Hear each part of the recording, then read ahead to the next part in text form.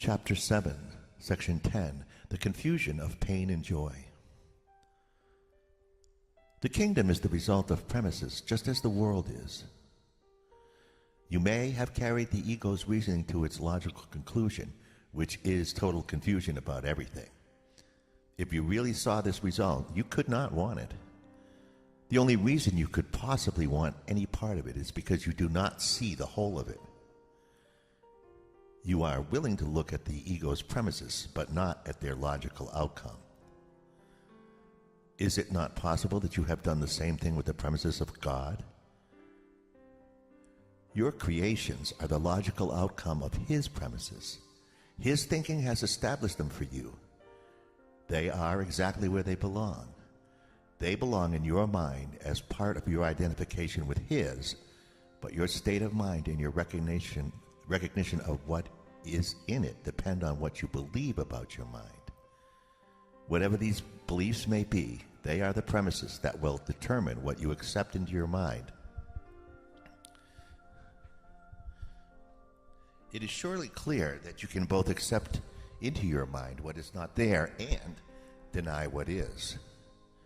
Yet the function God Himself gave your mind through His, you may deny, but you cannot prevent.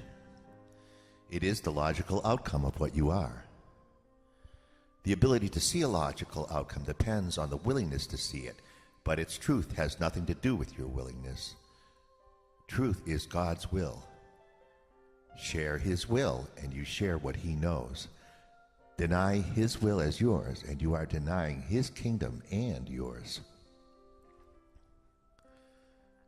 The Holy Spirit will direct you only so as to avoid pain. Surely no one would object to this goal if he recognized it. The problem is not whether what the Holy Spirit says is true, but whether you want to listen to what He says. You no more recognize what is painful than you know what is joyful, and are, in fact, very apt to confuse the two. The Holy Spirit's main function is to teach you to tell them apart. What is joyful to you is painful to the ego, and as long as you are in doubt about what you are, you will be confused about joy and pain. This confusion is the cause of the whole idea of sacrifice. Obey the Holy Spirit, and you will be giving up the ego, but you will be sacrificing nothing.